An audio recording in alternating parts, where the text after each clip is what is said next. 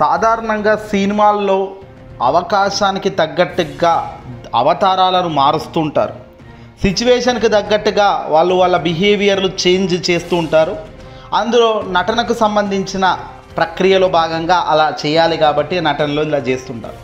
దాన్ని ప్రేక్షకులుగా మనం ఆస్వాదిస్తూ ఆనందం వ్యక్తపరుస్తాము. హీరోలం అంటాము, ఇంకోటి అంటాము.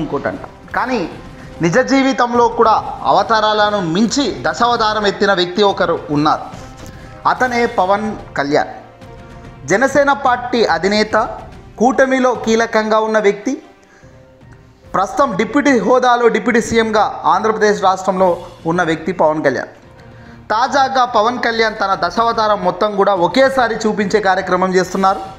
ఈ దశావతారం అంటే ఒక 10 అవతారాలు ఎత్తిన దాన్ని దశావతారం అంటారు. కానీ బహుశా 10 అవతారాలను సైతం ఆయన దాటేశారు. కానీ ఇక్కడ మాత్రం మీకు చూపించే ఈ వీడియోలో మాత్రం ఇప్పుడు ఈ 10 దశావతారాలను చూస్తే మీరేమంటారు? మీ అభిప్రాయం ఏంటి?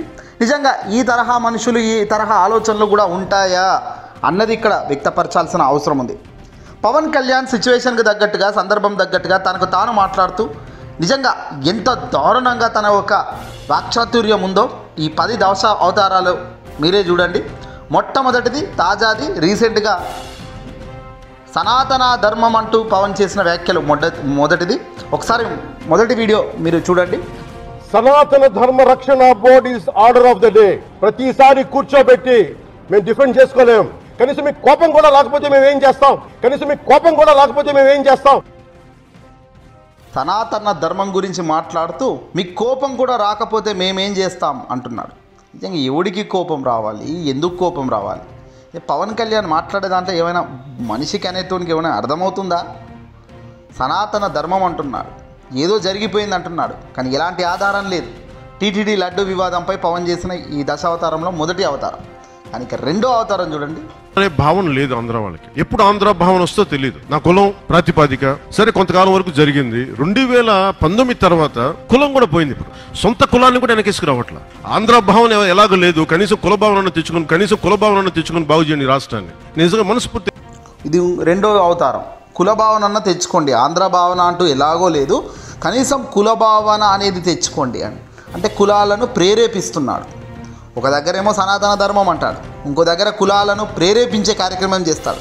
ఇంకా మూడోదేంటి చూద్దాం. మతం ఉంది, నా కులం ఉంది, నాకెక్కడో మతం ఉంది. నా కూతురు క్రిస్టియన్ అబ్బా, నా కూతురు తల్లి తన మతాచారం ప్రకారం నా కూతుర్ని రష్యన్ ఆర్థడాక్స్ చర్చ్ లో బాప్టైజ్ చేయిస్తానంటే సంతోషంగా చేయించమని. మల్కా దారుణం.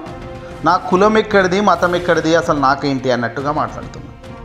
కుల మతాల గురించి ఆయన యొక్క వైఖరి డిఫరెంట్ యాంగిల్స్లో, డిఫరెంట్ సిచ్యువేషన్లో బయటపడే విధానం. దీన్ని దశావతారం అనక మరి ఏమంటారు? దశావతారం కజిన్ బ్రదర్ అంటారా? చూడండి. ఇక స్వయంగా పవన్ కళ్యాణ్ చెప్తున్నాడు తన కూతురు క్రిస్టియన్ అట.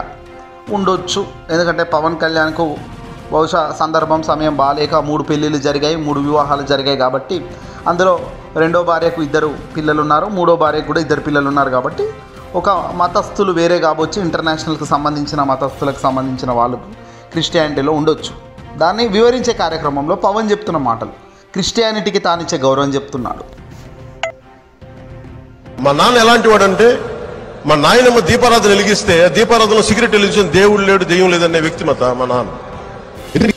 ఇది ఒక 4 అడుగులు ముందుకేసి మాట్లాడిన బల్పుతో కూడిన వ్యాఖ్యలు. మా నాన్న ఎలాంటి వాడంటే, మా నాన్న సిగరెట్ ఏకంగా దీపావళికి దీపం ముట్టిస్తా, దీపం నుంచే సిగరెట్ అంటించుకొని దేవుడు లేడు, దెయ్యం లేదని దేవుడి దగ్గర నుంచి, అదే దేవుడి దగ్గర పెట్టే దీపం నుంచి సిగరెట్ వెలిగించుకునే వాడిని మా నాన్న, అలాంటి వాడు మా నాన్న అంటూ చెబుతున్నాడు. ఈ సనాతన ధర్మం గొప్పగా దశావతారం కజిన్ బ్రదర్ అని పవన్ కళ్యాణ్. అంటే ఎంత దారుణమైన వ్యాఖ్యలు చూడండి. మనము హిందూ ధర్మంలో, హిందూ ధర్మ పద్ధతిలో దీపారాధన అన్నది చాలా ముఖ్యంగా చేస్తారు, చాలా పవిత్రంగా చేస్తారు. అలాంటి పవిత్రతతో కూడిన దీపారాధనను సైత అవహేళన చేస్తూ మా నాన్న అక్కడ పోయి సిగరెట్ కాల్చుకొని దేవుడు లేడు, దయ్యం లేడు అనేవాడు, మా బిడ్డ క్రిస్టియానిటీ, మా మూడో భార్య ఇంటర్నేషనల్కి సంబంధించిన వేరే మతస్థురాలు, నాకు కులం మతం ఏం లేదు, ఇలా గంటకో మాట, పూటకో మాట, ఏది అందుకుతే అది జుట్టు అన్నట్టుగా పవన్ వ్యవహార శైలి మనం చూస్తున్నాము. మరిన్ని కూడా చూసే ప్రయత్నం చేద్దాం. మా నాన్న ఎందుకంటే ఇది ఆడేది కొద్దిమంది రాజకీయ నాయకులు వాళ్ళు కూడా ఎక్కువ మంది ఆడేది కూడా హిందువులే కూడా చెప్తున్నారు. అసలు ఇలాంటి గొడవలు పెట్టింది హిందూ నాయకులు తప్ప మిగతా నాయకులు చేయరు. అసలు రాదు వాళ్ళకి. అసలు ఇలాంటి గొడవలు పెట్టింది హిందూ నాయకులు తప్ప మిగతా నాయకులు చేయరు. అసలు రాదు వాళ్ళకి. అసలు గొడవలు పెట్టేదే హిందువులు, వేరే మతస్థులు అసలు గొడవలు పెట్టరు, ఈ హిందువులే గొడవలు పెడుతున్నారు అంటూ మరో అవతారంలో తాను మాట్లాడుతున్నది చూశారు. మరొకటి చూద్దాం. నిజంగా మన ఈ మధ్యన గోమాంసం గురించి లేదంటే బీఫ్ గురించి ఇంత గొడవ జరుగుతూ ఉంటే నాకు అనిపించింది, బీఫ్ తినాలి అంటే నేను తిని ముందుకెళ్తాను తప్ప దాన్ని వేరేలా చేసుకోనని. అంటే తిండి ఏది తిన్నామని కాదు, నిజంగా మరి తిండి శాకాహారమే తింటే అందరూ గొప్ప వాళ్ళు అయిపోతారంటే మరి గుజరాత్ లో గోద్రా ఘటన ఎందుకు జరిగింది? ఇది నిజంగా విన్నప్పుడు అనిపిస్తుంది వీడు మనిషేనా అని కూడా అనిపిస్తుంది. ఎందుకంటే హిందూ సనాతన ధర్మంలో గోవును హింసించడం కానీ, గోవును శిక్షించడం కానీ, చంపి తినడం కానీ అంతకన్నా దరిద్రం మరొకటి లేదు. మరి అలాంటి దుర్మార్గపు దరిద్రాన్ని పవన్ కళ్యాణ్ ఏం తన నోటి నుంచి చెబుతున్న వ్యాఖ్యలు ఏంటయ్యా అంటే, గోమాంసంను తినాల్సిన పరిస్థితి వస్తే ఏం తిన్నామన్నది ముఖ్యం కాదు, నేను తినే ముందుకెళ్తాను తప్ప వేరే ఒకటి ఆలోచించను అని తన స్వయంగా చెబుతున్న మాటలు. ఇది సనాతన ధర్మం అని గొప్పగా చెప్పుకుంటున్న పవన్ కళ్యాణ్ ఆచరిస్తున్న విధానాలు. ముస్లిమ్స్ దగ్గర కూర్చుంటాడు, గోమాంసం పెట్టారా నా ముందు తేండి పెద్ద బీఫ్ని అంటాడు. నిజంగా తినాల్సిన పరిస్థితి వస్తే ఏం తిన్నామన్నది ఆలోచించకుండా నేను తింటాను, ఏదైనా అది గోమాంసమైనా నేను తింటాను అంటున్నాడు. అంటే హిందూ ధర్మాన్ని పరిరక్షించాల్సిన వ్యక్తి మాట్లాడాల్సిన మాటలా ఇవన్నీ కూడా? ఇవి ఈరోజు మాట్లాడినాయి కావేమో, కానీ తన నోటి నుంచి, తన భావాల నుంచి, తన ఆలోచన నుంచి వచ్చిన పదాలు కదా. తన ఆలోచన ఏ రకంగా ఉందో చూడండి. ఈరోజేమో సనాతన ధర్మం యొక్క గొప్పతనం గురించి తను బయటకు వచ్చి గగ్గోలు పెడుతున్నాడు. జరగని తప్పును జరిగిందంటున్నాడు.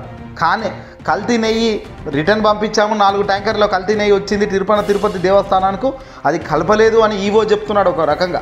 వీళ్ళేమో ఏకంగా లడ్డూలు కలిసేశారు, తినేశారు, అయోధ్యకు కూడా 1,00,000 లడ్డూలు ఇక్కడ నుంచే పోయాయి అని చెప్తున్నాడు పవన్ కళ్యాణ్. అంటే దాని అర్థం ఏంటి? ఎలాంటి నిరాధారణమైన ఒక ఆదేశాలు లేవు, ఓ విచారణ లేదు. నోటికొచ్చింది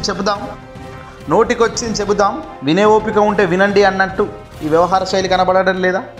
మరొక్క 3 ఉన్నాయి, అవి కూడా చకచక వినే ప్రయత్నం చేద్దాం. మేరీ మాత గుర్తొచ్చింది. నాకు ఇష్టమైన ఎర్నెస్టో చే గెవేరా పుట్టినరోజు. రాజకీయాల స్ఫూర్తిని, పోరాట స్ఫూర్తిని తెలియజేసిన మహానుభావుల్లో ఎర్నెస్టో చే గెవేరా అతను స్ఫూర్తి. ఇప్పుడు మీరు చెప్పిన నా గడ్డం పెంచుకుంటే నాకు నిజంగా ఆనందిస్తుంది. నేను నిజంగా ఇది మనస్ఫూర్తిగా పెట్టుకున్నాను. ఇది నాకు ఇష్టంతో పెట్టుకున్నాను. జై భీమ్ అనే పదం ప్రతి ఒక్కరూ సమానం అని చెప్పేది ఆ జై భీమ్ అనే నినాదం. జై భీమ్ అనే నినాదాన్ని మనస్ఫూర్తిగా నాకు వ్యక్తిగతంగా రాజకీయాల్లోకి రాకముందు నుంచి, సినిమాలోకి రాకముందు నుంచి